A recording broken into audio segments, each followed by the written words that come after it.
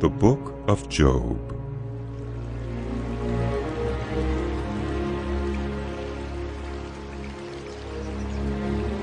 In the land of Uz there lived a man whose name was Job. This man was blameless and upright. He feared God and shunned evil.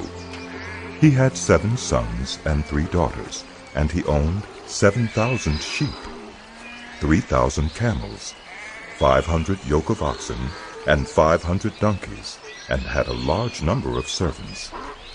He was the greatest man among all the people of the East.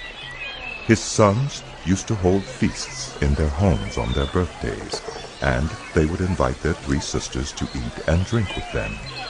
When a period of feasting had run its course, Job would make arrangements for them to be purified. Early in the morning he would sacrifice a burnt offering for each of them, thinking, "Perhaps my children have sinned and cursed God in their hearts." This was Job's regular custom. One day the angels came to present themselves before the Lord, and Satan also came with them. The Lord said to Satan, "Where have you come from?" Satan answered the Lord, "From roaming through the earth, and going back and forth in it." Then the Lord said to Satan, "Have you considered my servant Job? There is no one on earth like him. He is blameless and upright, a man who fears God and shuns evil." Does Job fear God for nothing? Satan replied, Have you not put a hedge around him and his household, and everything he has? You have blessed the work of his hands, so that his flocks and herds are spread throughout the land. But now stretch out your hand and strike everything he has, and he will surely curse you to your face. The Lord said to Satan, "Very well then. Everything he has is in your power. But on the man himself, do not lay a finger." Then Satan went out from the presence of the Lord. One day when Job's sons and daughters were feasting and drinking wine at the oldest brother's house, a messenger came to Job and said, "The oxen were plowing, and the donkeys were grazing nearby, and the Sabaeans attacked and made off with them.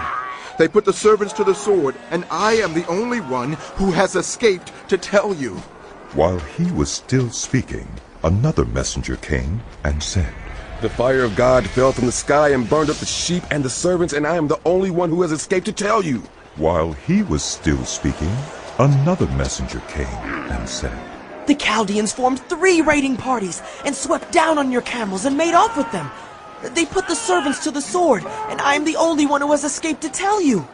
While he was still speaking, yet another messenger came and said, "Your sons and daughters were feasting and drinking wine at the oldest brother's house, when suddenly a mighty wind swept in from the desert and struck the 4 corners of the house. It collapsed on them, and they're dead, and I'm the only one who has escaped to tell you." At this, Job got up and tore his robe and shaved his head. Then he fell to the ground in worship and said, "Naked I came from my mother's womb, and naked I will depart. The Lord gave, and the Lord has taken away. May the name of the Lord be praised." In all this, Job did not sin by charging God with wrongdoing.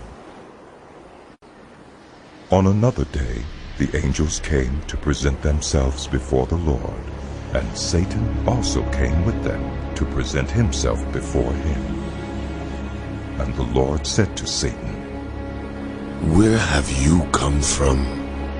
Satan answered the Lord, "From roaming through the earth, and going back and forth in it."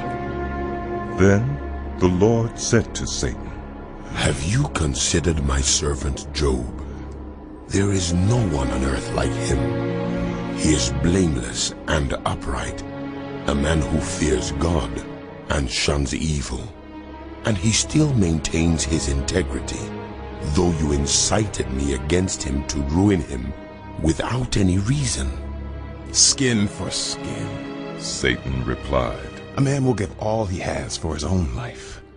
But now stretch out your hand and strike his flesh and bones, and he will surely curse you to your face.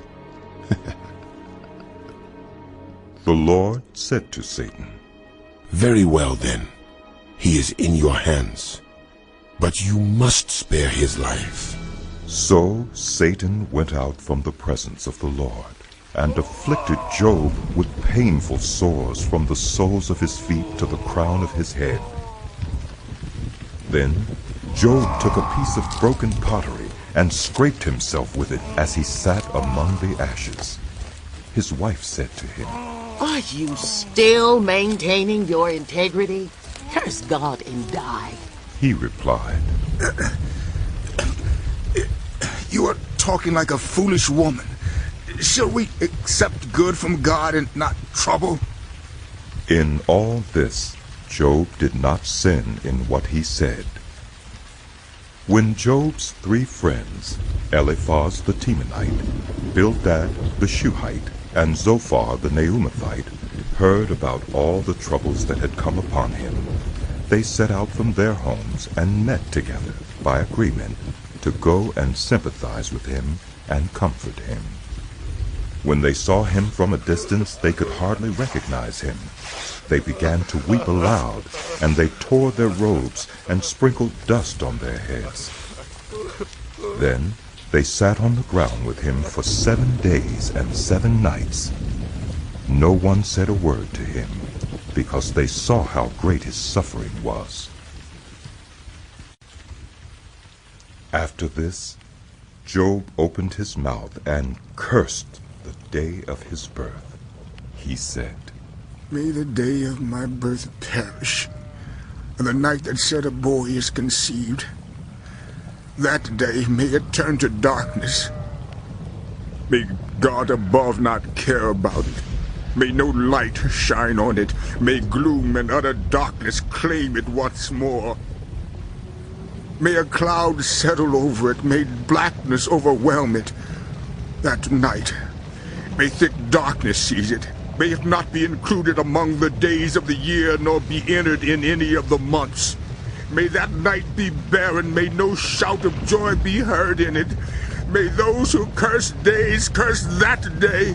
Those who are ready to rouse Leviathan, may its morning stars become dark. May it wait for daylight in vain and not see the first rays of dawn. For it did not shut the doors of the womb on me to hide trouble from my eyes. Why did I not perish at birth, and die as I came from the womb? Why were there knees to receive me, and breasts that I might be nursed? Now I would be lying down in peace. I would be asleep and at rest with kings and rulers of the earth, built for themselves places now lying in ruins, with princes who had gold, who filled their houses with silver.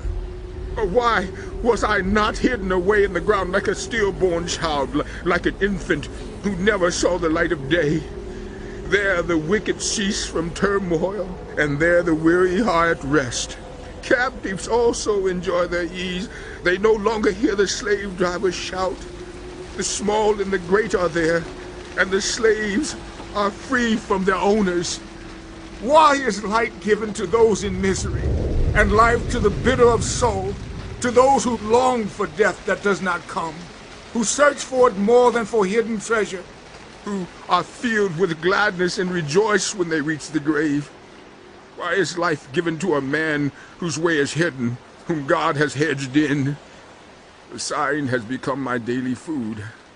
My groans pour out like water. What I feared has come upon me.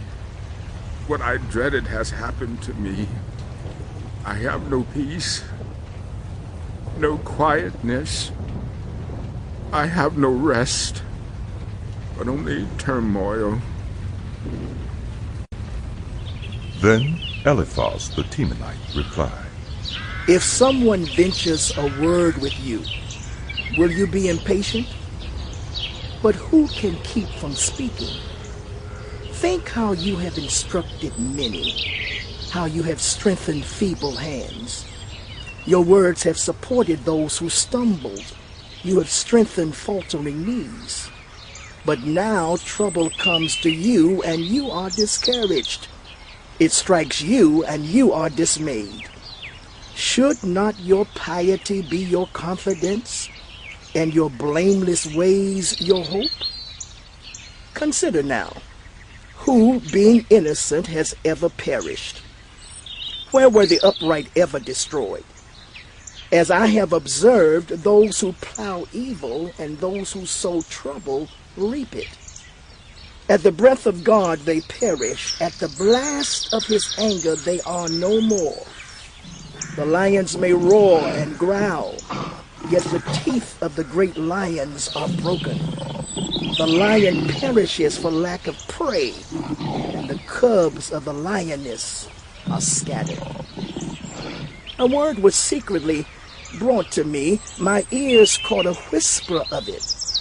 Amid disquieting dreams in the night, when deep sleep falls on people, fear and trembling seized me and made all my bones shake. A spirit glided past my face, and the hair on my body stood on end. It stopped, but I could not tell what it was. A form stood before my eyes, and I heard a hushed voice. Can a mortal be more righteous than God?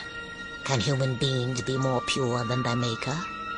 If God places no trust in his servants, if he charges his angels with error, how much more those who live in houses of clay, whose foundations are in the dust, who are crushed more readily than a moth. Between dawn and dusk, they are broken to pieces, unnoticed. They perish forever. Are not the cords of their tent pulled up so that they die without wisdom? Call if you will, but who will answer you? To which of the holy ones will you turn? Resentment kills a fool, and envy slays the simple. I myself have seen a fool taking root, but suddenly his house was cursed. His children are far from safety, crushed in court without a defender. The hungry consume his harvest, taking it even from among thorns, and the thirsty pant after his wealth. For hardship does not spring from the soil, nor does trouble sprout from the ground. Yet human beings are born to trouble as surely as sparks fly upward. But if I were you, I would appeal to God. I would lay my cause before him. He performs wonders that cannot be fathomed, miracles that cannot be counted. He bestows rain on the earth. He sends water on the countryside. The lowly he sets on high, and those who mourn are lifted to safety. He thwarts the plans of the crafty, so that their hands achieve no success. He catches the wise in their craftiness, and the schemes of the wily are swept away. Darkness comes upon them in the daytime. At noon they grope as in the night. He saves the needy from the sword in their mouth. He saves them from the clutches of the powerful. So the poor have hope, and injustice shuts its mouth. Blessed are those whom God corrects, so do not despise the discipline of the Almighty, for he wounds, but he also binds up. He injures, but his hands also heal. From 6 calamities he will rescue you. In 7 no harm will touch you. In famine he will deliver you from death, and in battle from the stroke of the sword. You will be protected from the lash of the tongue, and need not fear when destruction comes. You will laugh at destruction and famine, and need not fear the wild animals. For you will have a covenant with the stones of the field, and the wild animals will be at peace with you. You will know that your tent is secure. You will take stock of your property and find nothing missing. You will know that your children will be many, and your descendants like the grass of the earth. You will come to the grave in full vigor, like sheaves gathered in season. We have examined this, and it is true. So hear it and apply it to yourself. Then Job replied, If only my anguish could be weighed and all my misery be placed on the scales, it would surely outweigh the sand of the seas. No wonder my words have been impetuous. The arrows of the Almighty are in me. My spirit drinks in their poison. God's terrors are marshaled against me. Does a wild donkey bray when it has grass, or an ox bellow when it has fodder? Is tasteless food eaten without salt? Or is there flavor in the sap of the mallow? I refuse to touch it. Such food makes me ill. Oh, that I might have my request, that God would grant what I hope for, that God would be willing to crush me, to let loose his hand and cut off my life. Then I would still have this consolation, my joy in unrelenting pain, that I had not denied the words of the Holy One. What strength do I have that I should still hope? What prospects that I should be patient? Do I have the strength of stone? Is my flesh bronze? Do I have any power to help myself now that success has been driven from me? Anyone who withholds kindness from a friend forsakes the fear of the Almighty. But my brothers are as undependable as intermittent streams, as the streams that overflow when darkened by thawing ice and swollen with melting snow, but that cease to flow in the dry season, and in the heat vanish from their channels. Caravans turn aside from the routes. They go off into the wasteland and perish. The caravans of Tema look for water. The traveling merchants of Sheba look and hope. They are distressed because they had been confident. They arrived there only to be disappointed.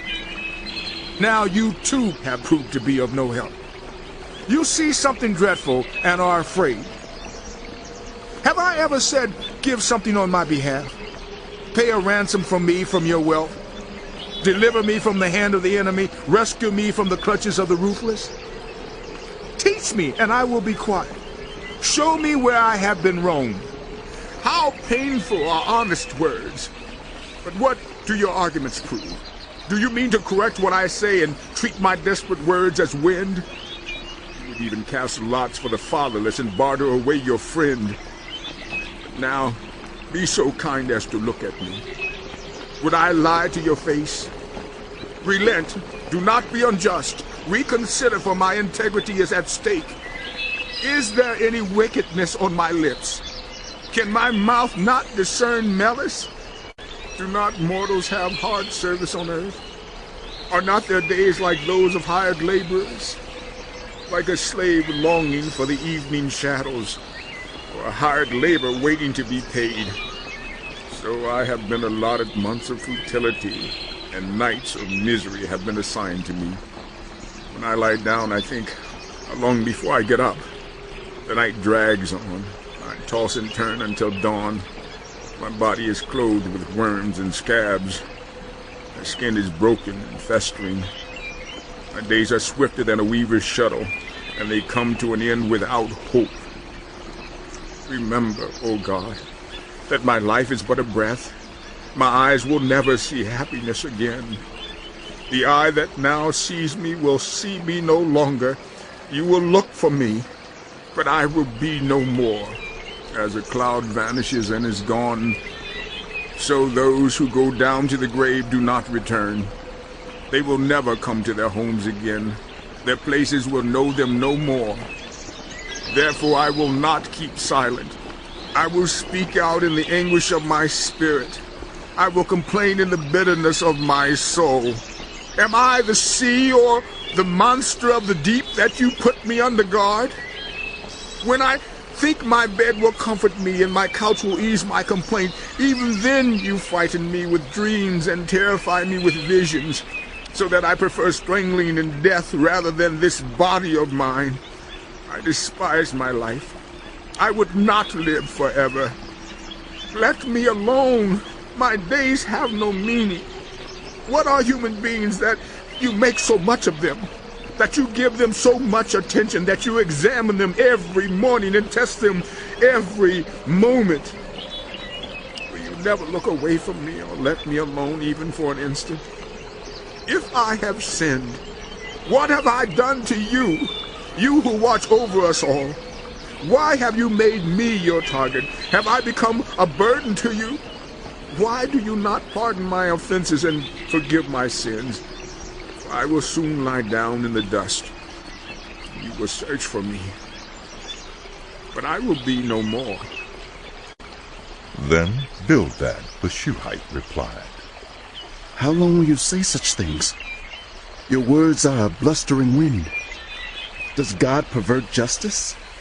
Does the Almighty pervert what is right? When your children sinned against him, he gave them over to the penalty of their sin. But if you will seek God earnestly and plead with the Almighty, if you are pure and upright, even now he will rouse himself on your behalf and restore you to your prosperous state. Your beginnings will seem humble. So prosperous will your future be. Ask the former generation and find out what their ancestors learned. For we were born only yesterday and know nothing, and our days on earth are but a shadow. Will they not instruct you and tell you? Will they not bring forth words from their understanding?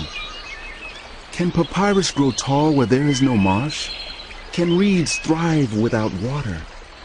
While still growing and uncut, they wither more quickly than grass. Such is the destiny of all who forget God. So perishes the hope of the godless. What they trust in is fragile. What they rely on is a spider's web. They lean on the web, but it gives way. They cling to it, but it does not hold. They are like a well-watered plant in the sunshine, spreading its shoots over the garden. It entwines its roots around a pile of rocks and looks for a place among the stones. But when it is torn from its spot, that place disowns it and says, I never saw you. Surely its life withers away, and from the soil other plants grow. Surely God does not reject the blameless or strengthen the hands of evildoers. He will yet fill your mouth with laughter and your lips with shouts of joy. Your enemies will be clothed in shame, and the tents of the wicked will be no more. Then Job replied, Indeed, I know that this is true. But how can mere mortals prove their innocence before God? Though they wished to dispute with him, they could not answer him 1 time out of 1,000. His wisdom is profound, his power is vast. Who has resisted him and come out unscathed? He moves mountains without their knowing it, and overturns them in his anger. He shakes the earth from its place and makes its pillars tremble. He speaks to the sun and it does not shine. He seals off the light of the stars. He alone stretches out the heavens and treads on the waves of the sea. He is the maker of the Bear and Orion, the Pleiades and the constellations of the south. He performs wonders that cannot be fathomed, miracles that cannot be counted. When he passes me, I cannot see him. When he goes by, I cannot perceive him. If he snatches away, who can stop him? Who can say to him, what are you doing? God does not restrain his anger. Even the cohorts of Rahab cowered at his feet. How then can I dispute with him? How can I find words to argue with him? Though I were innocent, I could not answer him. I could only plead with my judge for mercy. Even if I summoned him and he responded, I do not believe he would give me a hearing. He would crush me with a storm and multiply my wounds for no reason.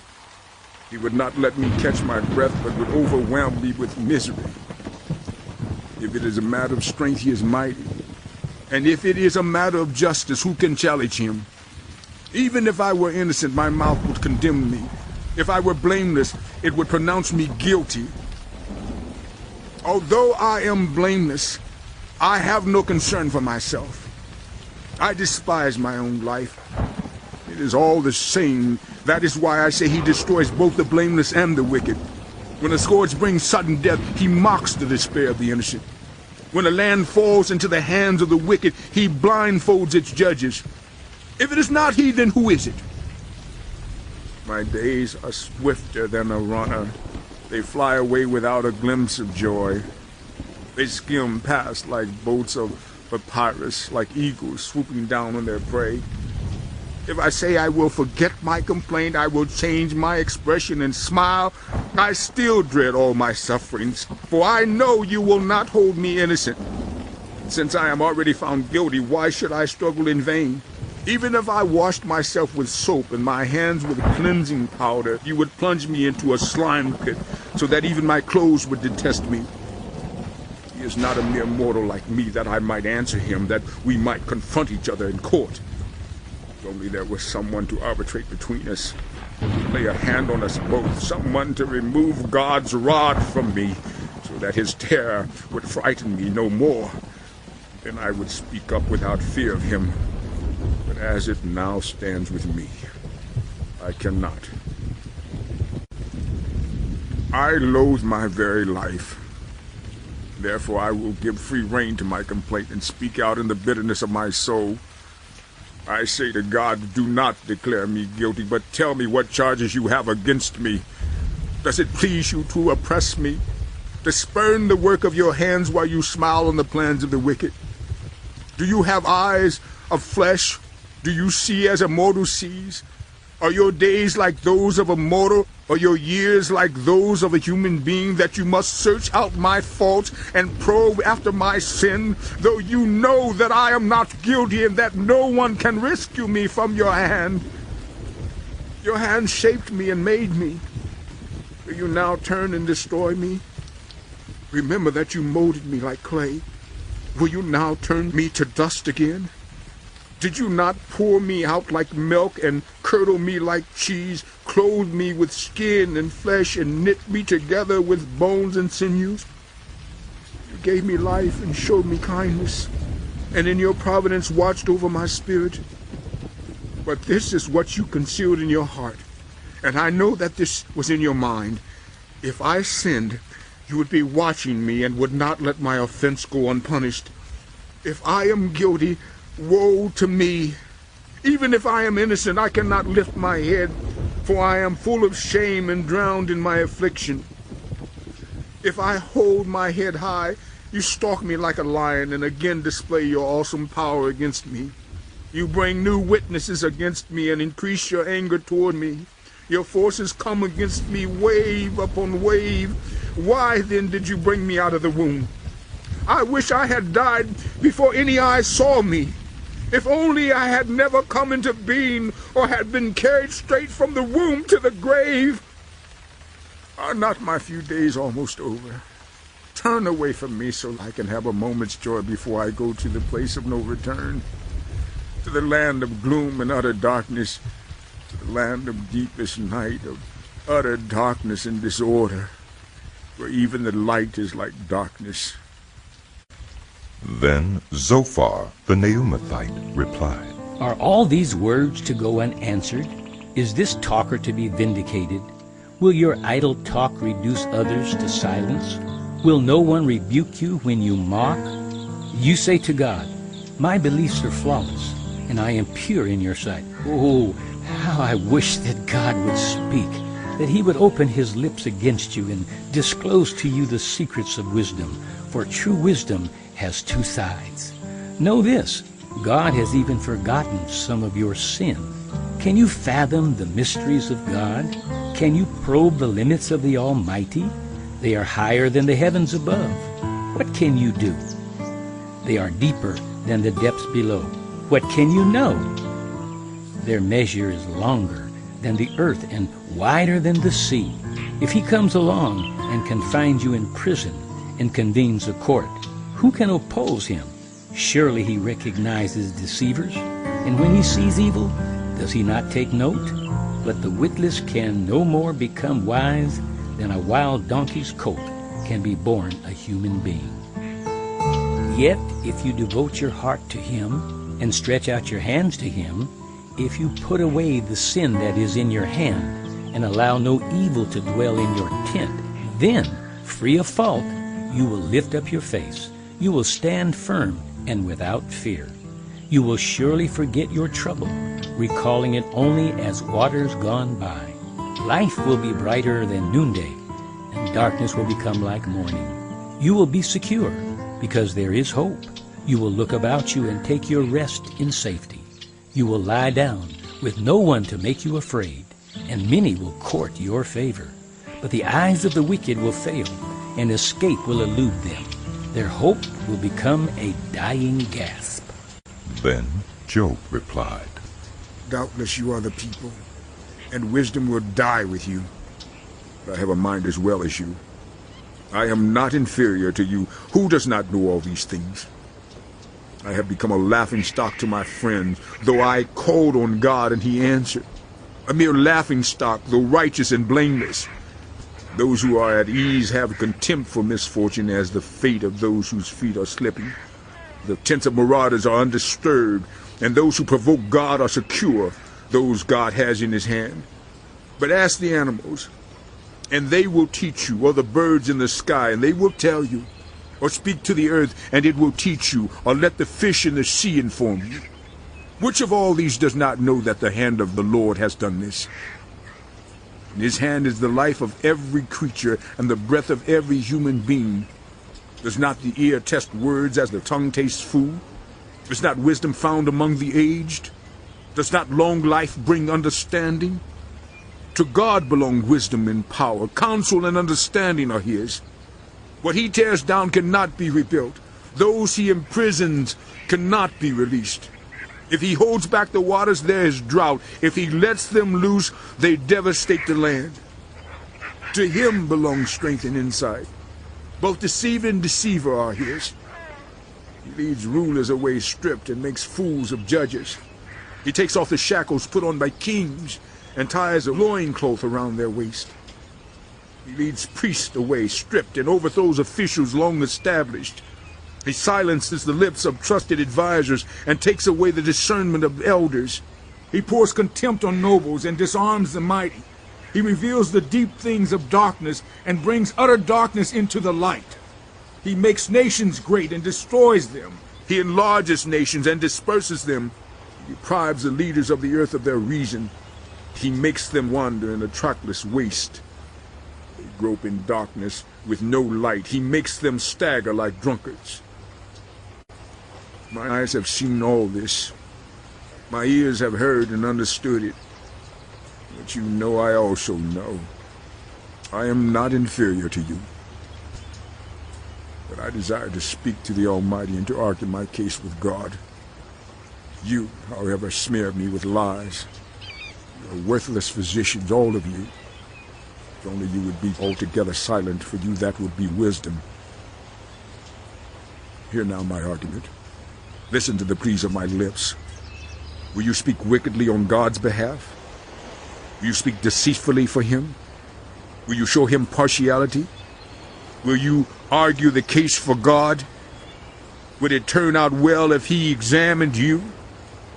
Could you deceive him as you might deceive mortals?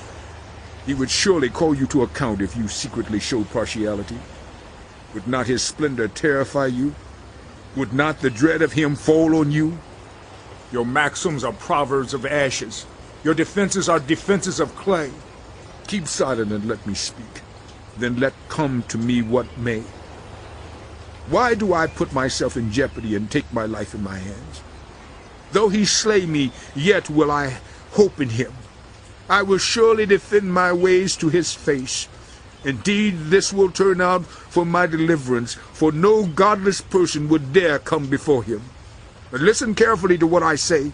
Let my words ring in your ears. Now that I have prepared my case, I know I will be vindicated. Can anyone bring charges against me? If so, I will be silent and die. Only grant me these two things, God, and then I will not hide from you. Withdraw your hand far from me, and stop frightening me with your terrors. And then summon me, and I will answer, or let me speak, and you reply to me. How many wrongs and sins have I committed? Show me my offense and my sin. Why do you hide your face and consider me your enemy? Will you torment a wind-blown leaf? Will you chase after dry chaff? For you write down bitter things against me and make me reap the sins of my youth. You fasten my feet in shackles. You keep close watch on all my paths by putting marks on the soles of my feet. So humans waste away like something rotten, like a garment eaten by moths. Mortals, born of women, are few days and full of trouble. They spring up like flowers and wither away. Like fleeting shadows, they do not endure. Do you fix your eye on such as these? Will you bring them before you for judgment? Who can bring what is pure from the impure? No one. The days of mortals are determined. You have decreed the number of their months and have set limits they cannot exceed. So look away from us and leave us alone till we have put in our time like hired laborers. At least there is hope for a tree. If it is cut down, it will sprout again, and its new shoots will not fail. Its roots may grow old in the ground and its stump die in the soil. Yet at the scent of water it will bud and put forth shoots like a plant. But human beings die and are laid low. They breathe their last and are no more. As the water of a lake dries up or a riverbed becomes parched and dry, so they lie down and do not rise, till the heavens are no more. They will not awake or be roused from their sleep. If only you would hide me in the grave and conceal me till your anger has passed. If only you would set me a time and then remember me. If someone dies, will they live again? All the days of my hard service I will wait for my renewal to come. You will call and I will answer you. You will long for the creature your hands have made. Surely then you will count my steps but not keep track of my sin. My offenses will be sealed up in a bag. You will cover over my sin.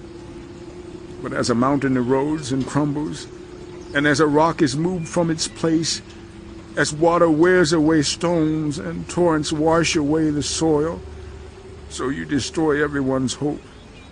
You overpower them once for all, and they are gone. You change their countenance and send them away. If their children are honored, they do not know it. If their offspring are brought low, they do not see it. They feel but the pain of their own bodies and mourn only for themselves. Then Eliphaz the Temanite replied, Would the wise answer with empty notions, or fill their bellies with the hot east wind? Would they argue with useless words, with speeches that have no value? But you even undermine piety and hinder devotion to God. Your sin prompts your mouth. You adopt the tongue of the crafty. Your own mouth condemns you, not mine.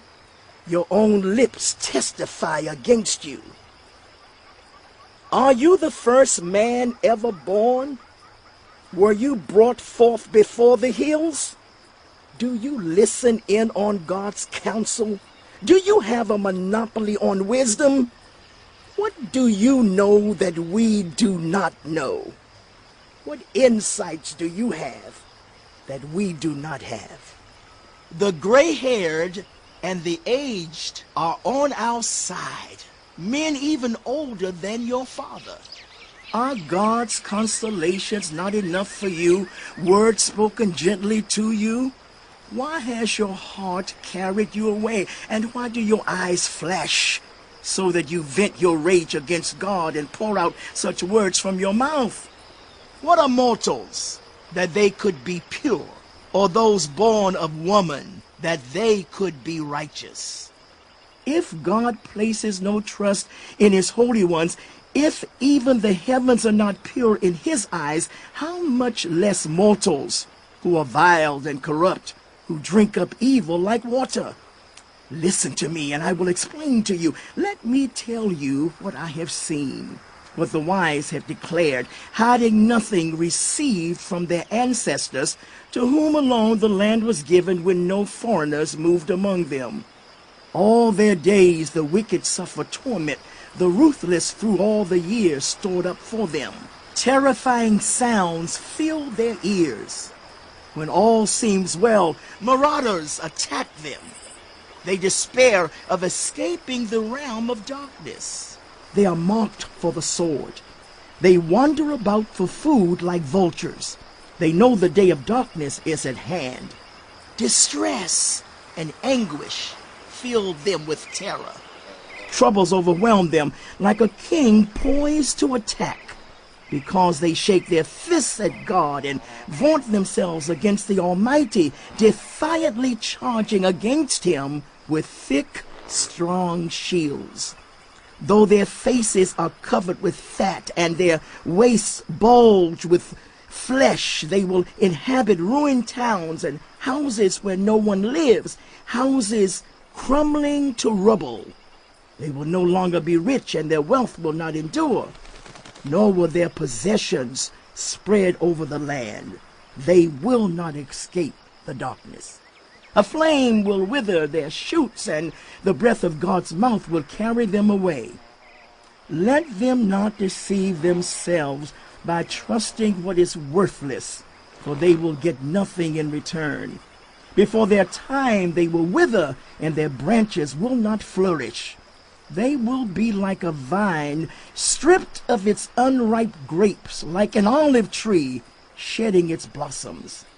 For the company of the godless will be barren, and fire will consume the tents of those who love bribes. They conceive trouble and give birth to evil. Their womb fashions deceit. Then Job replied, I have heard many things like these. You are miserable comforters, all of you. Your long-winded speeches never end. What ails you that you keep on arguing?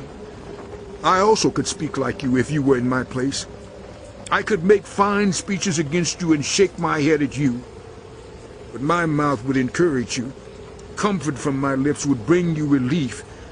Yet if I speak, my pain is not relieved, and if I refrain, it does not go away. Surely, God, you have worn me out. You have devastated my entire household. You have shriveled me up, and it has become a witness. My godness rises up and testifies against me. God assails me and tears me in his anger and gnashes his teeth at me. My opponent fastens on me his piercing eyes. People open their mouths to jeer at me. They strike my cheek in scorn and unite together against me. God has turned me over to the ungodly and thrown me into the clutches of the wicked. All was well with me, but he shattered me. He seized me by the neck and crushed me. He has made me his target. His archers surround me. Without pity he pierces my kidneys and spews my gall on the ground. Again and again he bursts upon me. He rushes at me like a warrior. I have sewed sackcloth over my skin and buried my brow in the dust. My face is red with weeping. Dark shadows ring my eyes. Yet my hands have been free of violence, and my prayer is pure. Earth, do not cover my blood. May my cry never be laid to rest. Even now my witness is in heaven. My advocate is on high. My intercessor is my friend as my eyes pour out tears to God. On behalf of a human being, he pleads with God as one pleads for a friend. Only a few years will pass before I take the path of no return. My spirit is broken. My days are cut short. The grave awaits me. Surely mockers surround me. My eyes must dwell on their hostility. Give me, O God, the pledge you demand. Who else will put up security for me? You have closed their minds to understanding, therefore you will not let them triumph. If people denounce their friends for reward, the eyes of their children will fail. God has made me a byword to everyone, a man in whose face people spit. My eyes have grown dim with grief. My whole frame is but a shadow. The upright are appalled at this. The innocent are aroused against the ungodly. Nevertheless, the righteous will hold to their ways, and those with clean hands will grow stronger. But come on, all of you, try again. I will not find a wise man among you. My days have passed, my plans are shattered. Yet the desires of my heart turn night into day. In the face of the darkness, light is near. If the only home I hope for is the grave, if I spread out my bed in the realm of darkness, if I say to corruption, you are my father, and to the worm, my mother or my sister, where then is my hope? Who can see any hope for me? Will it go down to the gates of death? Will we descend together into the dust? Then Bildad the Shuhite replied, When will you end these speeches? Be sensible, and then we can talk. Why are we regarded as cattle and considered stupid in your sight? You who tear yourself to pieces in your anger, is the earth to be abandoned for your sake? Or must the rocks be moved from their place? The lamp of a wicked man is snuffed out, the flame of his fire stops burning. The light in his tent becomes dark, the lamp beside him goes out. The vigor of his step is weakened, his own schemes throw him down. His feet thrust him into a net, he wanders into its mesh. A trap seizes him by the heel, a snare holds him fast. A noose is hidden for him on the ground, a trap lies in his path. Terrors startle him on every side and dog his every step. Calamity is hungry for him. Disaster is ready for him when he falls. It eats away parts of his skin. Death's firstborn devours his limbs. He is torn from the security of his tent and marched off to the king of terrors. Fire resides in his tent. Burning sulfur is scattered over his dwelling. His roots dry up below and his branches wither above. The memory of him perishes from the earth. He has no name in the land.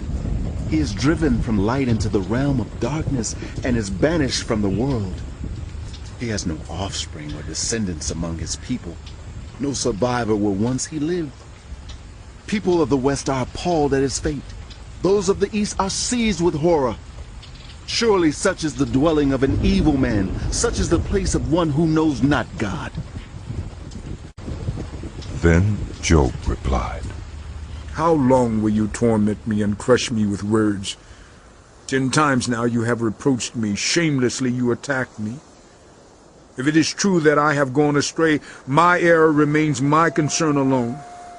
If indeed you would exalt yourselves above me and use my humiliation against me, then know that God has wronged me and drawn his net around me. Though I cry violence, I get no response. Though I call for help, there is no justice. He has blocked my way so I cannot pass.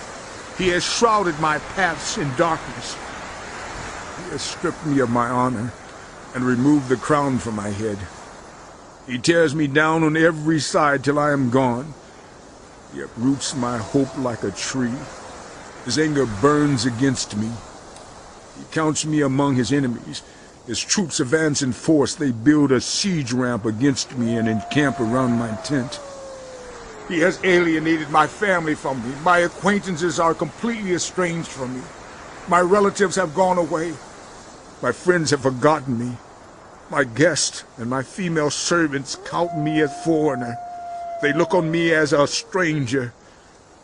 I summon my servant, but he does not answer, though I beg him with my own mouth. My breath is offensive to my wife. I am loathsome to my own family. Even the little boys scorn me. When I appear, they ridicule me. All my intimate friends detest me. Those I love have turned against me. I am nothing but skin and bones. I have escaped only by the skin of my teeth. Have pity on me, my friends.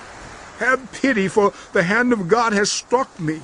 Why do you pursue me as God does? Will you never get enough of my flesh? Oh, that my words were recorded, that they were written on a scroll, that they were inscribed with an iron tool on lead or engraved in rock forever. I know that my Redeemer lives, and that in the end he will stand on the earth. And after my skin has been destroyed, yet in my flesh I will see God. I myself will see him with my own eyes. I, and not another. How my heart yearns within me.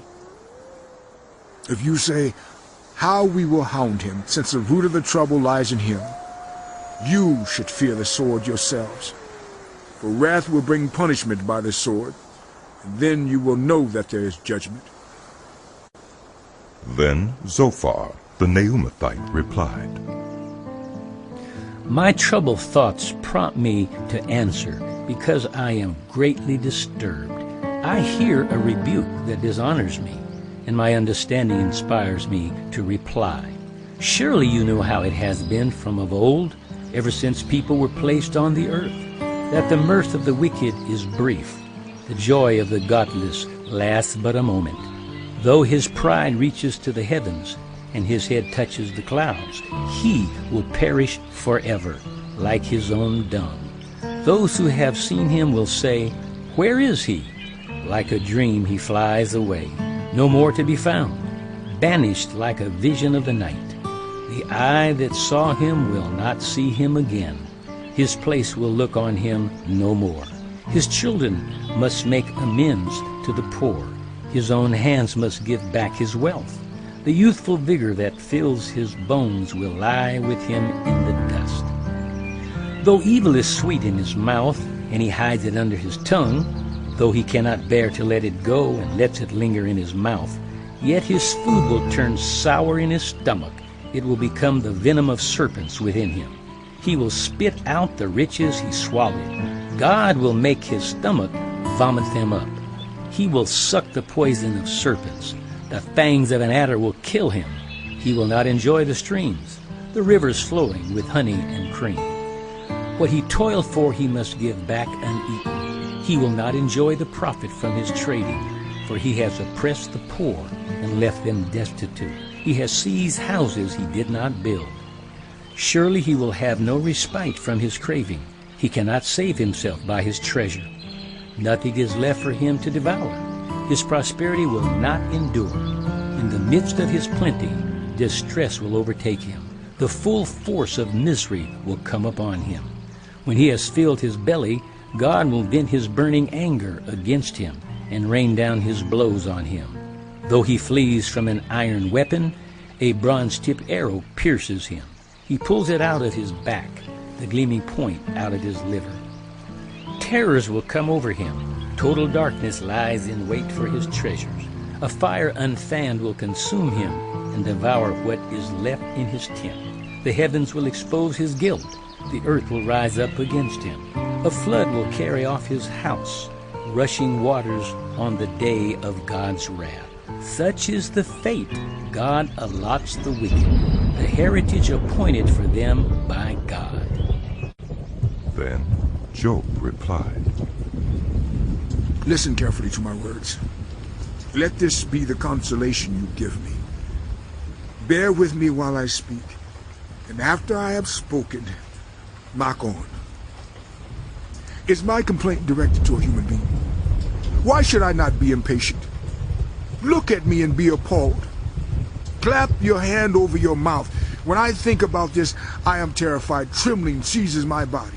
Why do the wicked live on, growing old and increasing in power? They see their children established around them, their offspring before their eyes.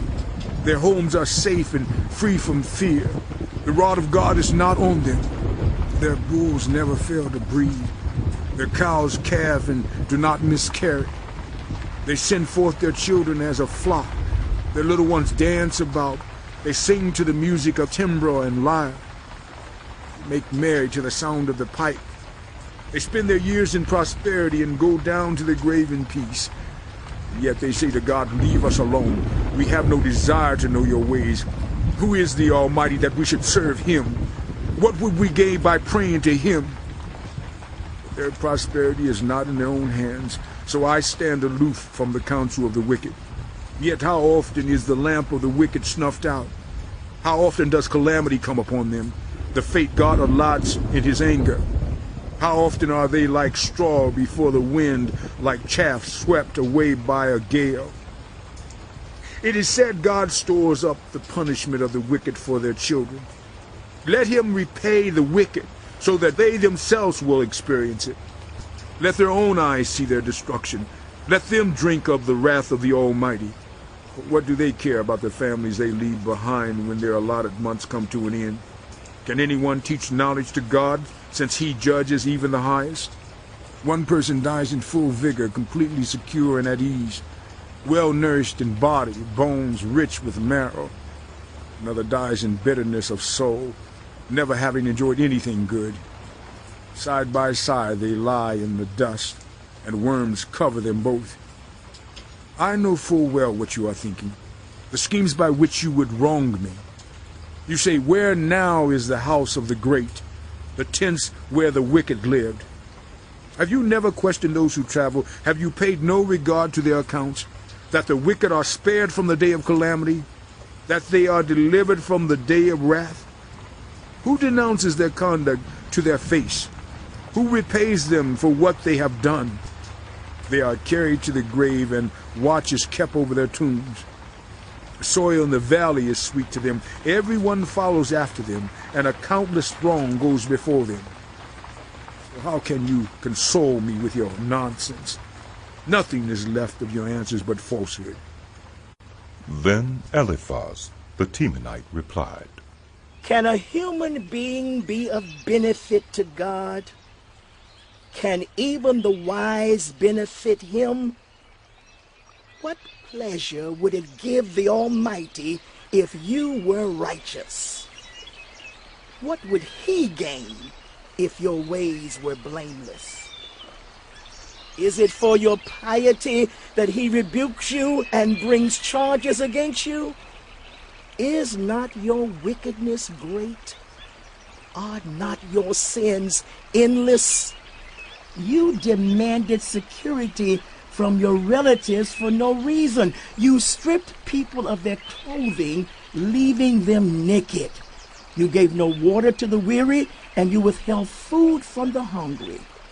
Though you were a powerful man, owning land, an honored man living on it, and you sent widows away empty-handed and broke the strength of the fatherless. That is why snares are all around you, why sudden peril terrifies you, why it is so dark you cannot see, and why a flood of water covers you. Is not God in the heights of heaven? And see how lofty are the highest stars. Yet you say, what does God know? Does he judge through such darkness? Thick clouds veil him, so he does not see us as he goes about in the vaulted heavens. Will you keep to the old path that the wicked have trod? They were carried off before their time, their foundations washed away by a flood. They said to God, leave us alone. What can the Almighty do to us? Yet it was he who filled their houses with good things. So I stand aloof from the counsel of the wicked. The righteous see their ruin and rejoice. The innocent mock them, saying, surely our foes are destroyed, and fire devours their wealth. Submit to God and be at peace with him. In this way, prosperity will come to you. Accept instruction from his mouth and lay up his words in your heart. If you return to the Almighty, you will be restored. If you remove wickedness far from your tent and assign your nuggets to the dust, your gold of Ophir to the rocks in the ravines, then the Almighty will be your gold. The choicest silver for you. Surely then you will find delight in the Almighty and will lift up your face to God. You will pray to him and he will hear you, and you will fulfill your vows. What you decide on will be done, and light will shine on your ways. When people are brought low and you say, lift him up, then he will save the downcast. He will deliver even one who is not innocent, who will be delivered through the cleanness of your hands. Then Job replied, even today my complaint is bitter. His hand is heavy in spite of my groaning. If only I knew where to find him.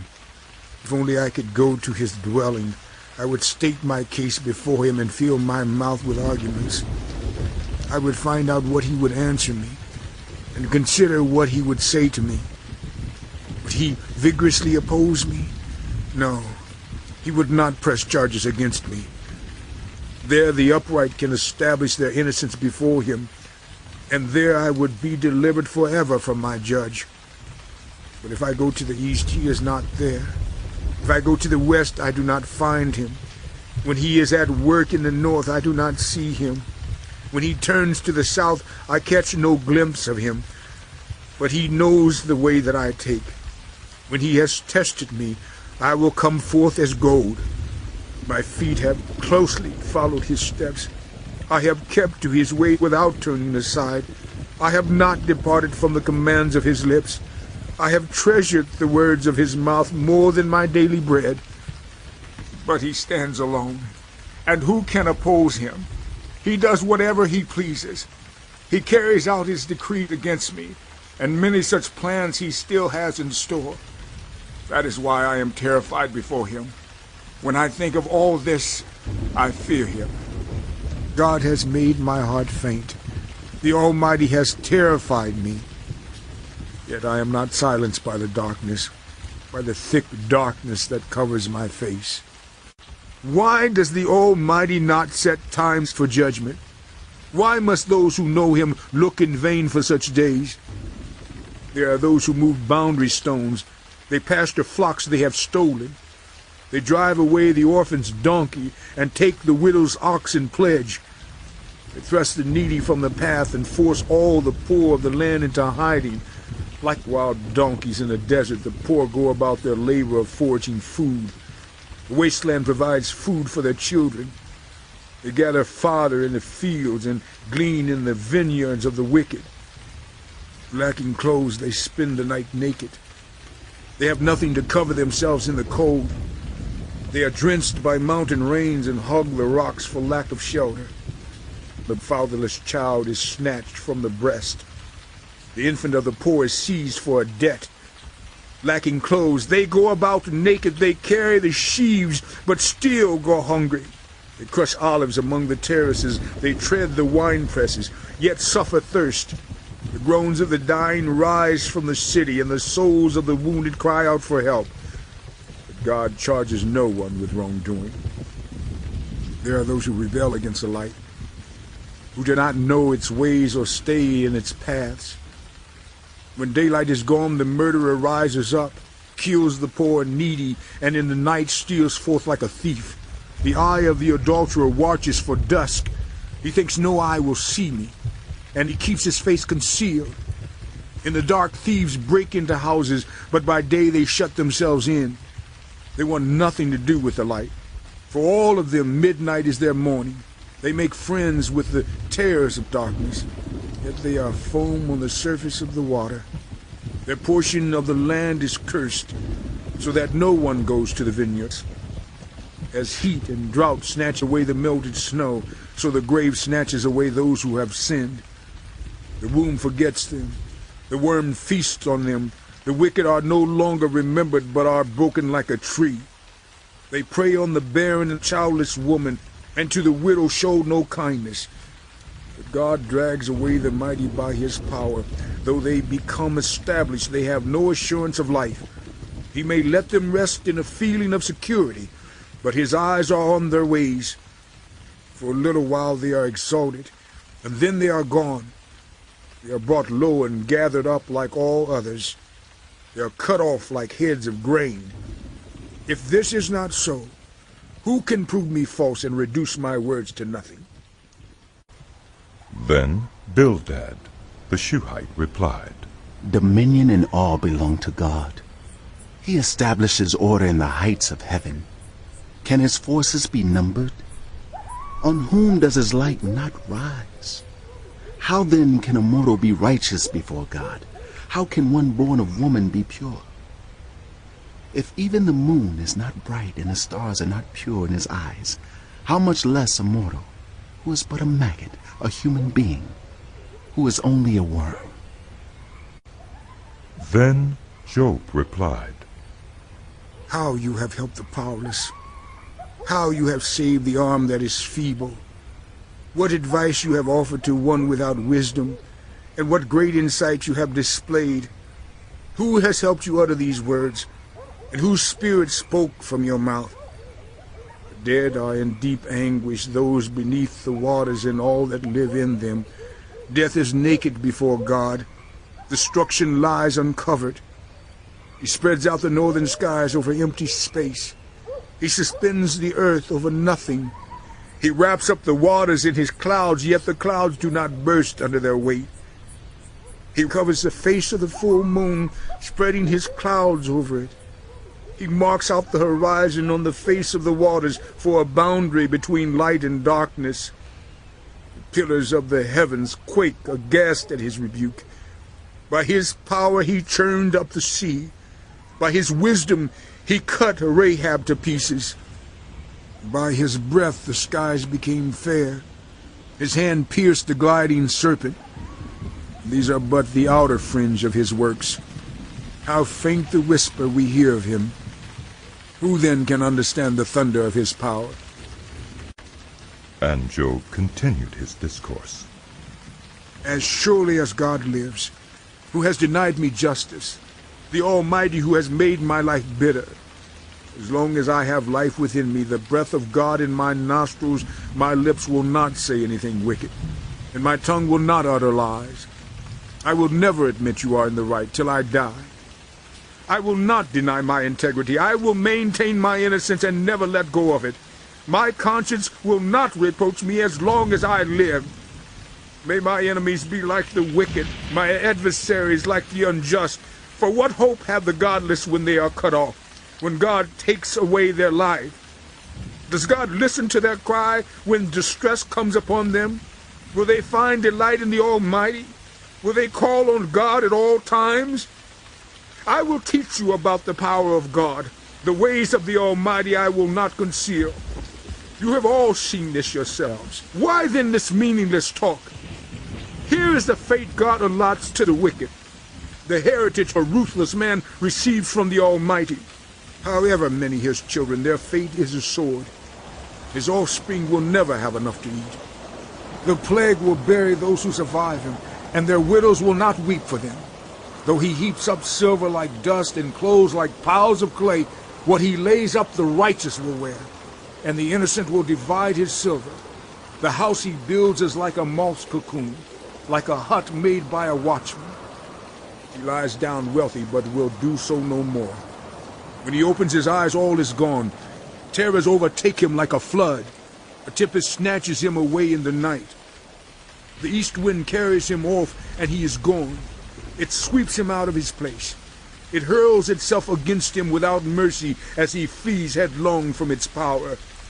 It claps his hands in derision and hisses them out of their place. There is a mine for silver, and a place where gold is refined. Iron is taken from the earth, and copper is smelted from ore. Miners put an end to the darkness. They search out the farthest recesses for ore in the blackest darkness. Far from human dwellings they cut a shaft, in places untouched by human feet. Far from other people they dangle and sway. The earth from which food comes is transformed below as by fire. Lapis lazuli comes from its rocks, and its dust contains nuggets of gold. No bird of prey knows that hidden path. No falcon's eye has seen it. Proud beasts do not set foot on it, and no lion prowls there. The miners' hands assault the flinty rock and lay bare the roots of the mountains. They tunnel through the rock. Their eyes see all its treasures.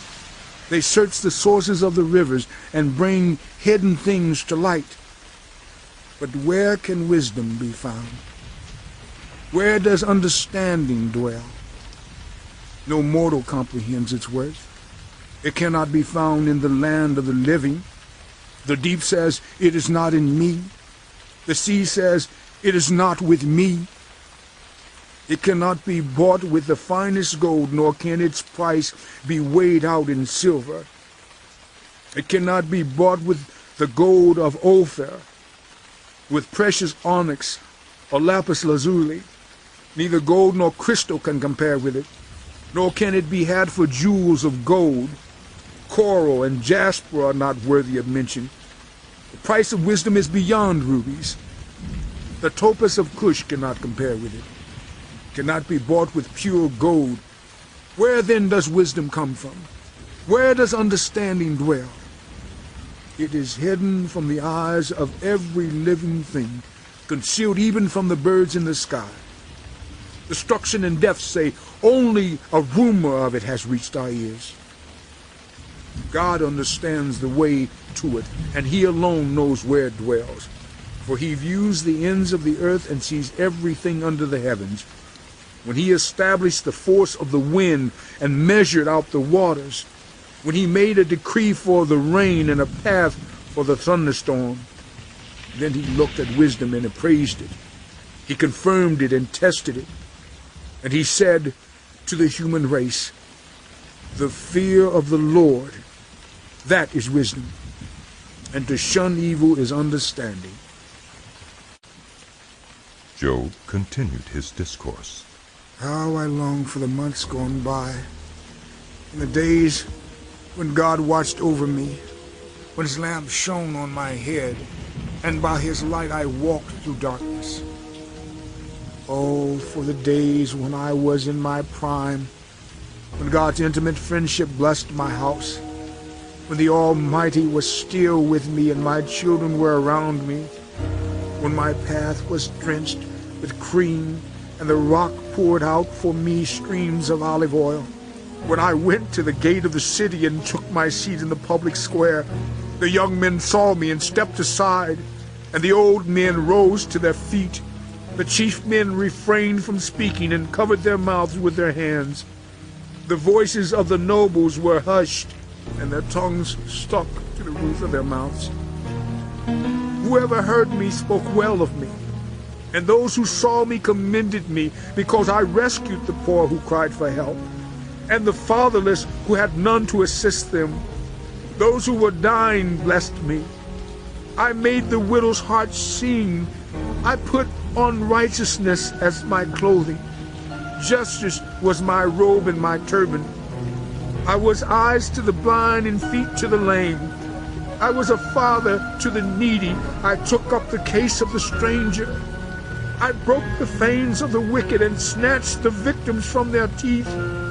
I thought, I will die in my own house, my days as numerous as the grains of sand. My roots will reach to the water, and the dew will lie all night on my branches. My glory will remain fresh in me, the bow ever new in my hand. People listened to me expectantly, waiting in silence for my counsel. After I had spoken, they spoke no more. My words fell gently on their ears. They waited for me as for showers and drank in my words as the spring rain. When I smiled at them, they scarcely believed it. The light of my face was precious to them. I chose the way for them and sat as their chief. I dwelt as a king among his troops. I was like one who comforts mourners. But now they mock me. Men younger than I, whose fathers I would have disdained to put with my sheepdogs. What use was the strength of their hands to me, since their vigor had gone from them? Haggard from want and hunger, they roamed the parched land and desolate wastelands at night. In the brush they gathered salt herbs, and their food was the root of the broom bush. They were banished from human society, shouted at as if they were thieves. They were forced to live in the dry stream beds among the rocks and in holes in the ground. They brayed among the bushes and huddled in the undergrowth. A base and nameless brood, they were driven out of the land. Now those young men mock me in song. I have become a byword among them. They detest me and keep their distance.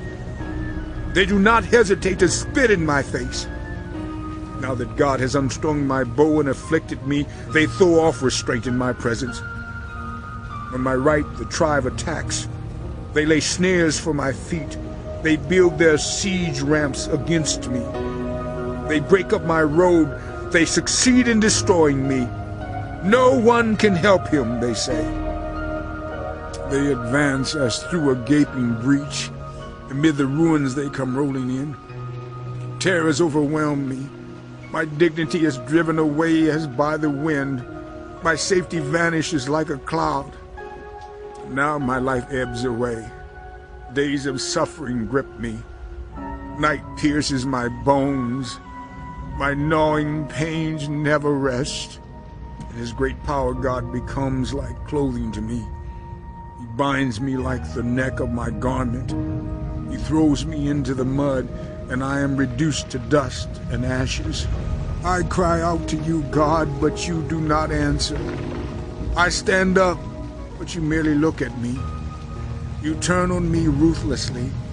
With the might of your hand, you attack me. You snatch me up and drive me before the wind. You toss me about in the storm. I know you will bring me down to death, to the place appointed for all the living. Surely no one lays a hand on those who are crushed when they cry for help in their distress. Have I not wept for those in trouble? Has not my soul grieved for the poor? Yet when I hoped for good, evil came. When I looked for light, then came darkness. The churning inside me never stops. Days of suffering confront me. I go about blackened, but not by the sun. I stand up in the assembly and cry for help. I have become a brother of jackals, a companion of owls. My skin grows black and peels. My body burns with fever. My lyre is tuned to mourning, and my pipe to the sound of wailing. I made a covenant with my eyes not to look lustfully at a virgin. For what is our lot from God above, our heritage from the Almighty on high? Is it not ruin for the wicked, disaster for those who do wrong? Does he not see my ways and count my every step? If I have walked with falsehood, or my foot has hurried after deceit, let God weigh me in honest scales, and he will know that I am blameless. If my steps have turned from the path, if my heart has been led by my eyes, or if my hands had been defiled, then may others eat what I have sown, and may my crops be uprooted. If my heart has been enticed by a woman, or if I have lurked at my neighbor's door, then may my wife grind another man's grain, and may other men sleep with her. For that would have been wicked, a sin to be judged. It is a fire that burns to destruction. It would have uprooted my harvest. If I have denied justice to any of my servants, whether male or female, when they had a grievance against me, what will I do when God confronts me? What will I answer when called to account? Did not he who made me in the womb make them? Did not the same one form us both within our mothers? If I have denied the desires of the poor, or let the eyes of the widow grow weary, if I have kept my bread to myself, not sharing it with the fatherless, but from my youth I reared them as a father would, and from my birth I guided the widow. If I have seen anyone perishing for lack of clothing, or the needy without garments, and their hearts did not bless me for warming them with the fleece from my sheep, if I had raised my hand against the fatherless, knowing that I had influence in court, then let my arm fall from the shoulder. Let it be broken off at the joint. For I dreaded destruction from God, and for fear of his splendor I could not do such things. If I have put my trust in gold, or said to pure gold, you are my security. If I have rejoiced over my great wealth, the fortune my hands had gained, if I have regarded the sun in its radiance, or the moon moving in splendor, so that my heart was secretly enticed, and my hand offered them a kiss of homage, then these also would be sins to be judged, for I would have been unfaithful to God on high. If I have rejoiced at my enemies' misfortune, or gloated over the trouble that came to them, I have not allowed my mouth to sin by invoking a curse against their life. If those of my household have never said, who has not been filled with Job's meat? But no stranger had to spend the night in the street, for my door was always open to the traveler. If I have concealed my sin as people do, by hiding my guilt in my heart, because I so feared the crowd and so dreaded the contempt of the clans, that I kept silent and would not go outside. Oh, that I had someone to hear me. I sign now my defense. Let the Almighty answer me. Let my accuser put his indictment in writing. Surely I would wear it on my shoulder. I would put it on like a crown. I would give him an account of my every step. I would present it to him as to a ruler. If my land cries out against me, and all its furrows are wet with tears, if I have devoured its yield without payment or broken the spirit of its tenants, then let briars come up instead of wheat, and stinkweed instead of barley. The words of Job are ended. So these 3 men stopped answering Job, because he was righteous in his own eyes. But Elihu, son of Barachel, the Buzite, of the family of Ram, became very angry with Job for justifying himself rather than God. He was also angry with the 3 friends, because they had found no way to refute Job, and yet had condemned him. Now Elihu had waited before speaking to Job, because they were older than he. But when he saw that the 3 men had nothing more to say, his anger was aroused. So Elihu, son of Barachel, the Buzite, said, I am young in years, and you are old. That is why I was fearful, not daring to tell you what I know. I thought age should speak, advanced years should teach wisdom. But it is the spirit in mortals, the breath of the Almighty, that gives them understanding. It is not only the old who are wise, not only the aged who understand what is right. Therefore I say, listen to me. I too will tell you what I know. I waited while you spoke.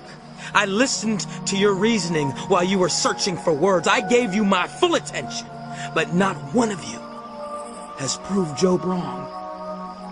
None of you has answered his arguments. Do not say, we have found wisdom. Let God refute him, not a mere mortal. But Job has not marshaled his words against me, and I will not answer him with your arguments. They are dismayed and have no more to say. Words have failed them. Must I wait now that they are silent? Now that they stand there with no reply? I too will have my say. I too will tell what I know, for I am full of words, and the spirit within me compels me.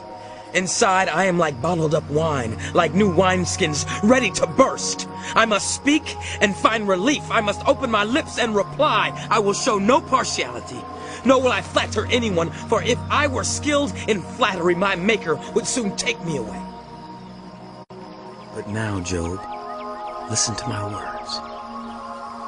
Pay attention to everything I say. I am about to open my mouth. My words are on the tip of my tongue. My words come from an upright heart. My lips sincerely speak what I know.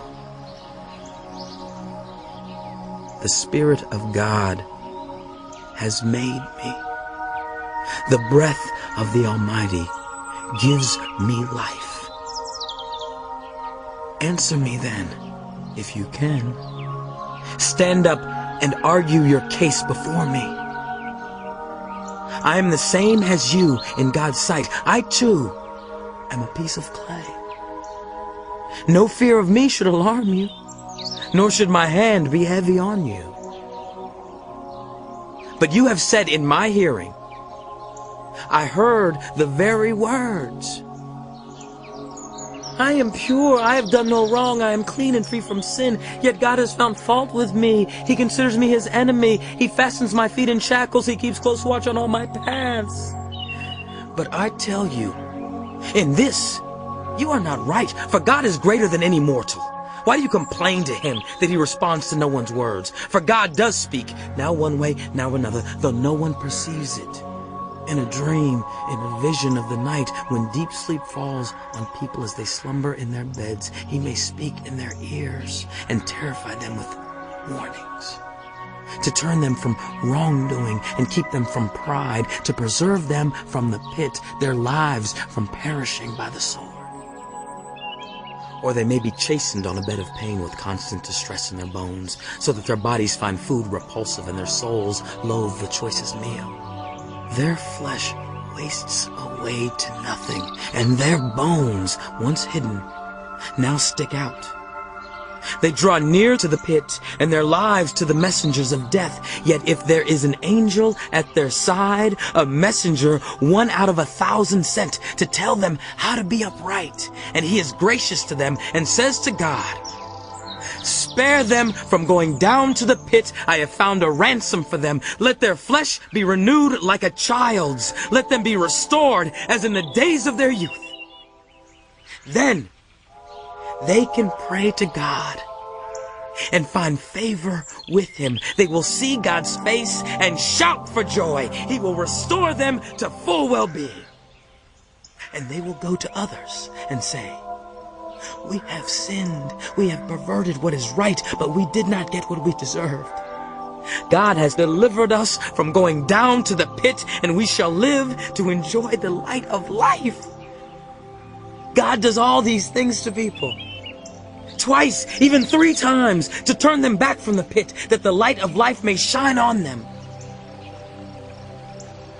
Pay attention, Job, and listen to me. Be silent, and I will speak. If you have anything to say, answer me. Speak up, for I want to vindicate you. But if not, then listen to me. Be silent, and I will teach you wisdom. Then Elihu said, Hear my words, you wise men. Listen to me, you men of learning. For the ear tests words as the tongue tastes food.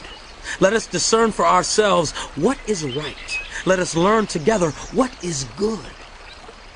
Job says, I am innocent, but God denies me justice. Although I am right, I am considered a liar. Although I am guiltless, his arrow inflicts an incurable wound. Is there anyone like Job who drinks scorn like water? He keeps company with evildoers. He associates with the wicked. For he says, there is no profit in trying to please God. So listen to me, you men of understanding.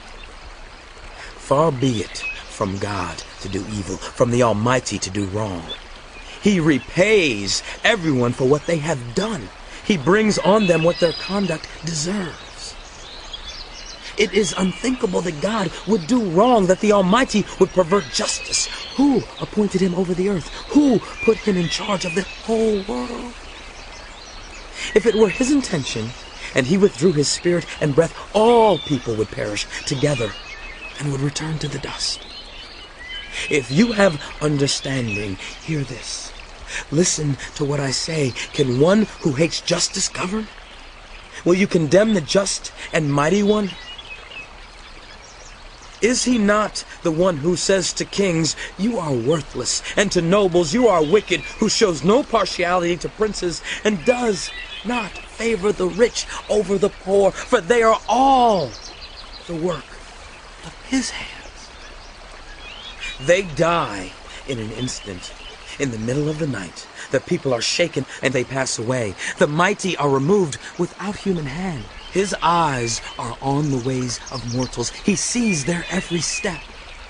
There is no deep shadow, no utter darkness where evildoers can hide. God has no need to examine people further, that they should come before him for judgment. Without inquiry, he shatters the mighty and sets up others in their place, because he takes note of their deeds. He overthrows them in the night, and they are crushed.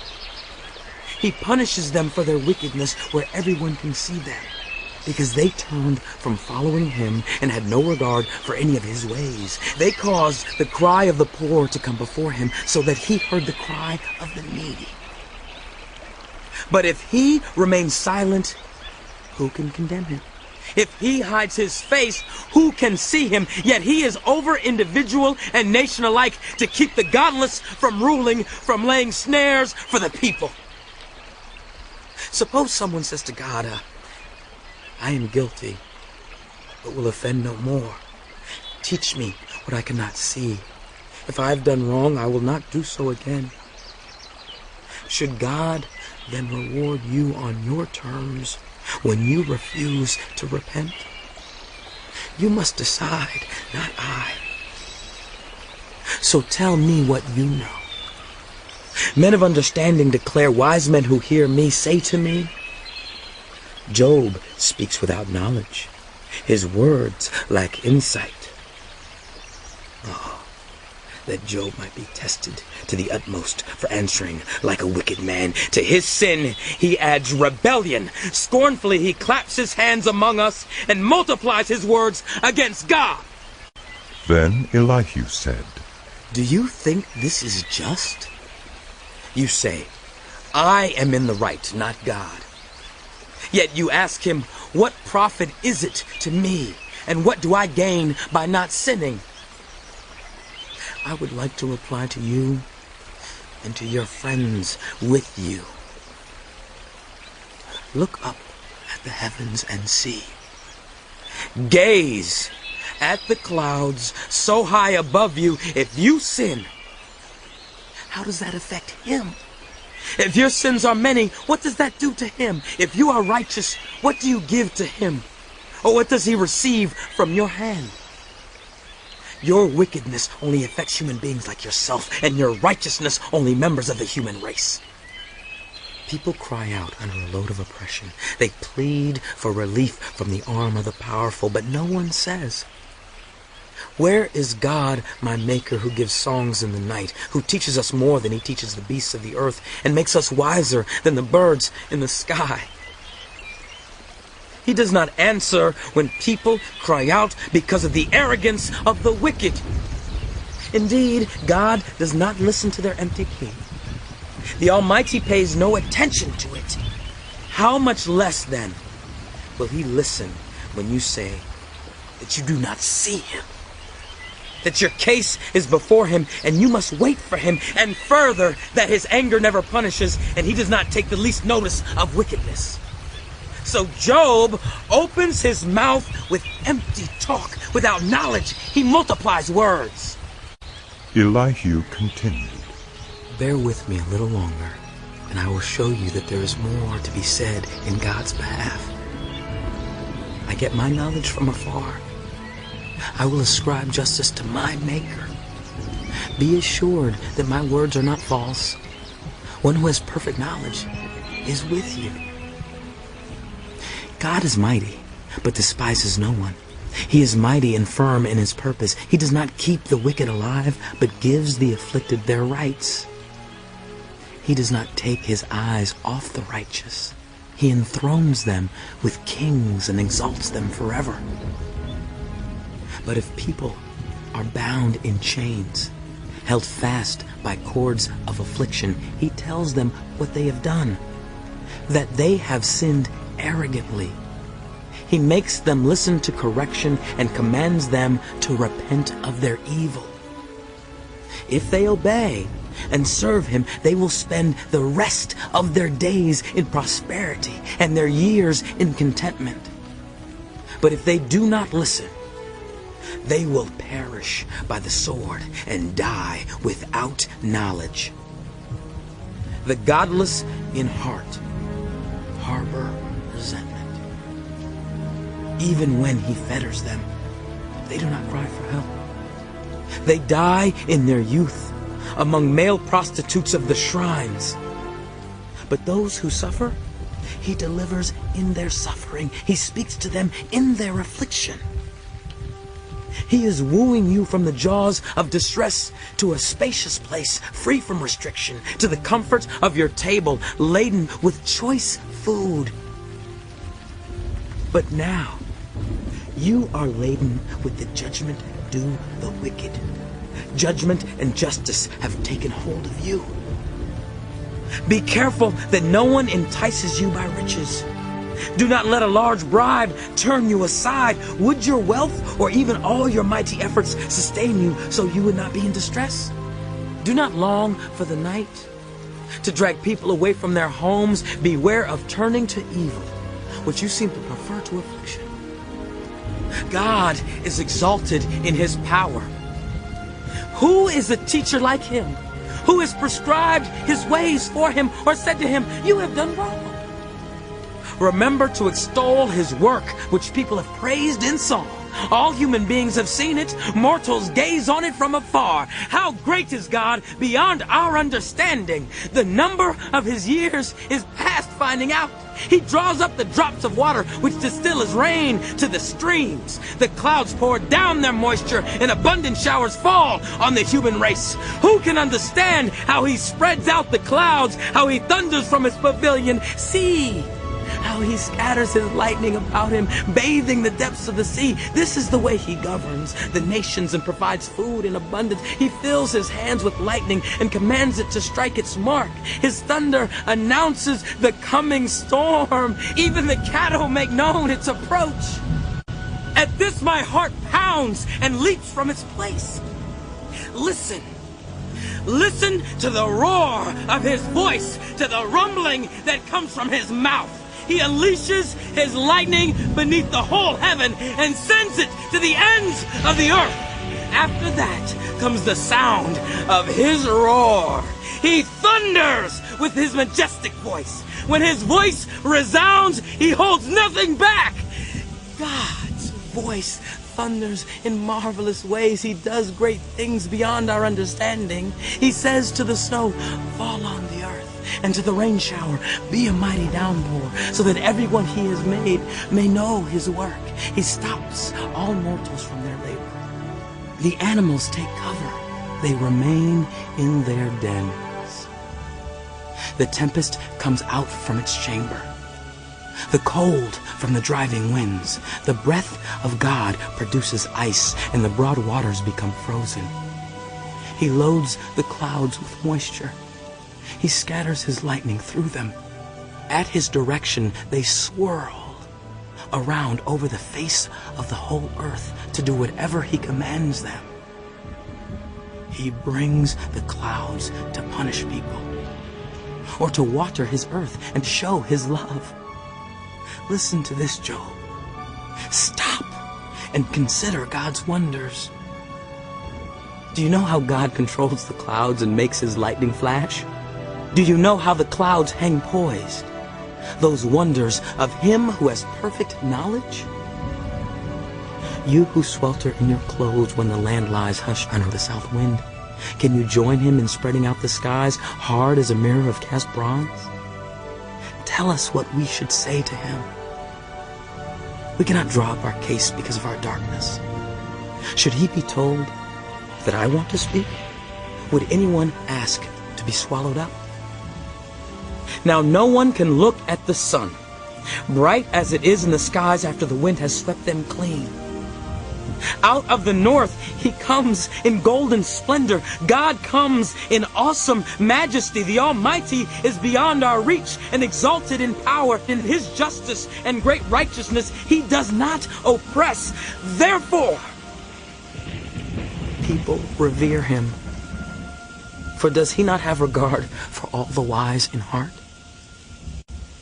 Then the Lord spoke to Job out of the storm. He said, Who is this that obscures my plans with words without knowledge? Prepare to defend yourself. I will question you, and you shall answer me. Where were you when I laid the earth's foundation? Tell me, if you understand. Who marked off its dimensions? Surely you know. Who stretched a measuring line across it? On what were its footings set? Or who laid its cornerstone while the morning stars sang together and all the angels shouted for joy? Who shut up the sea behind doors when it burst forth from the womb, when I made the clouds its garment and wrapped it in thick darkness, when I fixed limits for it and set its doors and bars in place, when I said, this far you may come, and no further. Here is where your proud waves halt.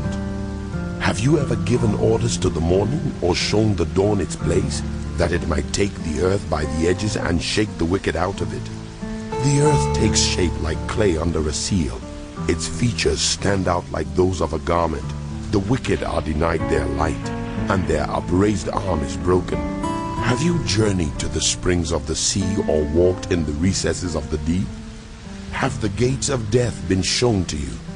Have you seen the gates of the deepest darkness? Have you comprehended the vast expanses of the earth? Tell me if you know all this. What is the way to the abode of light, and where does darkness reside? Can you take them to their places? Do you know the paths to their dwellings? Surely you know, for you were already born, you have lived so many years. Have you entered the storehouses of the snow, or seen the storehouses of the hail, which I reserve for times of trouble, for days of war and battle? What is the way to the place where the lightning is dispersed, or the place where the east winds are scattered over the earth? Who cuts a channel for the torrents of rain, and a path for the thunderstorm, to water a land where no one lives, an uninhabited desert to satisfy a desolate wasteland, and make it sprout with grass? Does the rain have a father? Who fathers the drops of dew? From whose womb comes the ice? Who gives birth to the frost from the heavens, when the waters become hard as stone, when the surface of the deep is frozen? Can you bind the chains of the Pleiades? Can you loosen Orion's belt? Can you bring forth the constellations in their seasons, or lead out the bear with its cubs? Do you know the laws of the heavens? Can you set up God's dominion over the earth? Can you raise your voice to the clouds and cover yourself with a flood of water? Do you send the lightning bolts on their way? Do they report to you, "Here we are"? Who gives the ibis wisdom about the flooding of the Nile, or gives the rooster understanding of when to crow? Who has the wisdom to count the clouds? Who can tip over the water jars of the heavens when the dust becomes hard and the clods of earth stick together? Do you hunt the prey for the lioness and satisfy the hunger of the lions when they crouch in their dens or lie in wait in a thicket? Who provides food for the raven when its young cry out to God and wander about for lack of food? Do you know when the mountain goats give birth? Do you watch when the doe bears her fawn? Do you count the months till they bear? Do you know the time they give birth? They crouch down and bring forth their young. Their labor pains are ended. Their young thrive and grow strong in the wilds. They leave and do not return. Who let the wild donkey go free? Who untied its ropes? I gave it the wasteland as its home, the salt flats as its habitat. It laughs at the commotion in the town. It does not hear a driver's shout. It ranges the hills for its pasture and searches for any green thing. Will the wild ox consent to serve you? Will it stay by your manger at night? Can you hold it to the furrow with a harness? Will it till the valleys behind you? Will you rely on it for its great strength? Will you leave your heavy work to it? Can you trust it to haul in your grain and bring it to your threshing floor? The wings of the ostrich flap joyfully, though they cannot compare with the wings and feathers of the stork. She lays her eggs on the ground and lets them warm in the sand, unmindful that a foot may crush them, that some wild animal may trample them. She treats her young harshly, as if they were not hers. She cares not that her labor was in vain, for God did not endow her with wisdom, or give her a share of good sense. Yet when she spreads her feathers to run, she laughs at horse and rider. Do you give the horse its strength, or clothe its neck with a flowing mane? Do you make it leap like a locust, striking terror with its proud snorting? It paws fiercely, rejoicing in its strength, and charges into the fray. It laughs at fear, afraid of nothing. It does not shy away from the sword. The quiver rattles against its side, along with the flashing spear and lance. In frenzied excitement it eats up the ground. It cannot stand still when the trumpet sounds. At the blast of the trumpet, it snorts. Aha!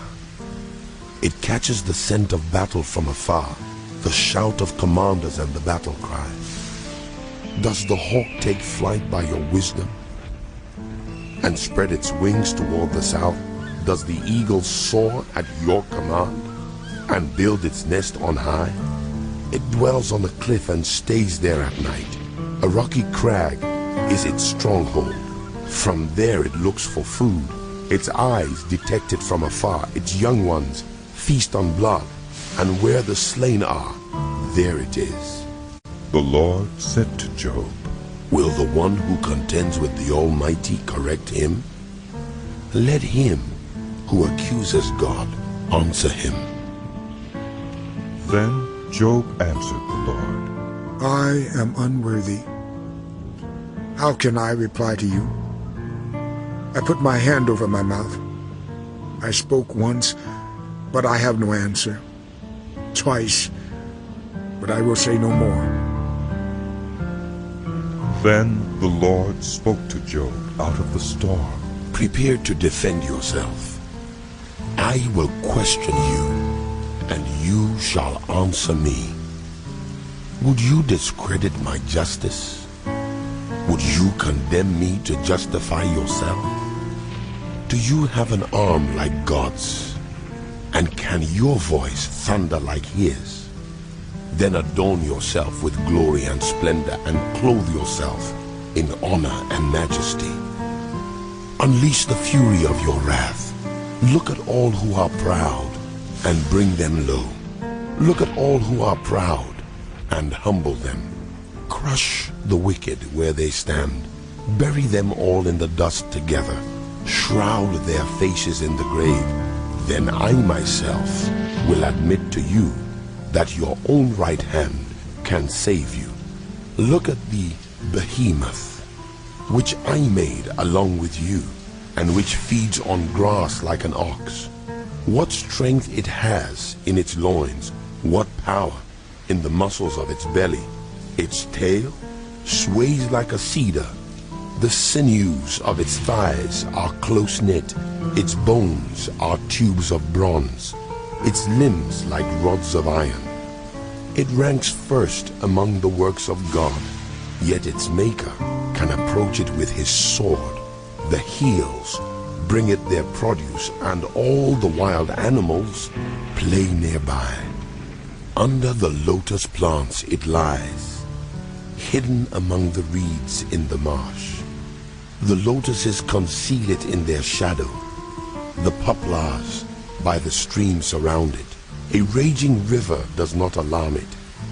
It is secure, though the Jordan should surge against its mouth. Can anyone capture it by the eyes, or trap it and pierce its nose? Can you pull in the Leviathan with a fish hook, or tie down its tongue with a rope? Can you put a cord through its nose, or pierce its jaw with a hook? Will it keep begging you for mercy? Will it speak to you with gentle words? Will it make an agreement with you for you to take it as your slave for life? Can you make a pet of it like a bird, or put it on a leash for the young women in your house? Will traders barter for it? Will they divide it up among the merchants? Can you fill its hide with harpoons, or its head with fishing spears? If you lay a hand on it, you will remember the struggle and never do it again. Any hope of subduing it is false. The mere sight of it is overpowering. No one is fierce enough to rouse it. Who then is able to stand against me? Who has a claim against me that I must pay? Everything under heaven belongs to me. I will not fail to speak of Leviathan's limbs, its strength and its graceful form. Who can strip off its outer coat? Who can penetrate its double coat of armor? Who dares open the doors of its mouth?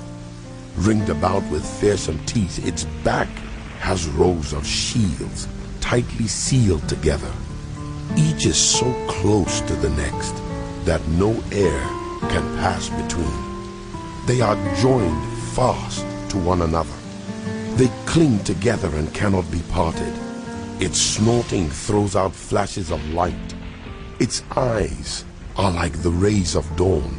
Flames stream from its mouth. Sparks of fire shoot out. Smoke pours from its nostrils as from a boiling pot over burning reeds.